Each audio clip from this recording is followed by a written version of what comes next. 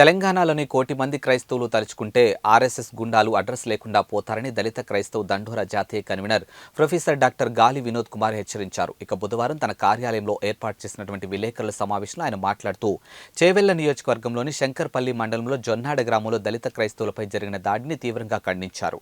ఈ సందర్భంగా ఆయన మాట్లాడుతూ దళిత క్రైస్తవులు ప్రతిదాడి చేస్తే తెలంగాణ ఉద్యమం కంటే తీవ్రమైన పరిస్థితులు ఉంటాయని, తెలంగాణ ప్రభుత్వం వెంటనే జోక్యం చేసుకుని తగిన చర్యలు తీసుకోవాలని ఆయన డిమాండ్ చేశారు.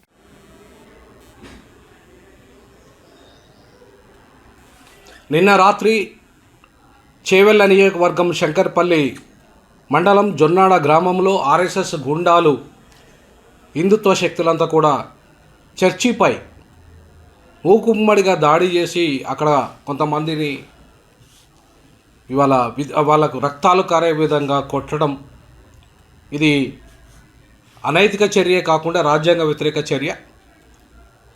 ఇప్పుడు ఇవాళ బీజేపీ అధికారంలోకి వచ్చిన కానుండి దేశవ్యాప్తంగా చర్చీలపై, మసీదులపై విధ్వంసాలు సృష్టిస్తూ దేశాన్ని అల్లకొల్లోలం చేస్తూ మానవ హక్కుల ఉల్లంఘనకు పాల్పడుతూ రాజ్యాంగ ఉల్లంఘనకు పాల్పడుతున్నారు.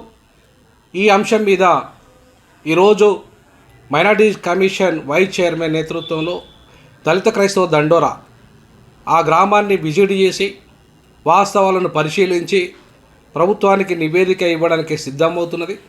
అంతేకాకుండా రాష్ట్ర ప్రభుత్వం ఇవాళ ఇట్లాంటి సంఘటనలు జరగకుండా తగిన చర్యలు తీసుకోవాలి. లేకపోతే పెద్ద ఎత్తున తెలంగాణ రాష్ట్రంలో క్రైస్తవులపై జరుగుతున్న దాడికి ప్రతి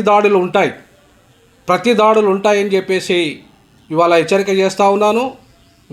గ్రామాల నుండి తరలి వస్తారు రేపు క్రైస్తవులంతా కూడా. కోటి మంది క్రైస్తవులు ఇవాళ గ్రామం నుండి తరలివచ్చేసి ఈ ఆర్ఎస్ఎస్ గుండాల పని పడతారని చెప్పేసి ఈ సందర్భంగా హెచ్చరిక చేస్తూ ఉన్నాను.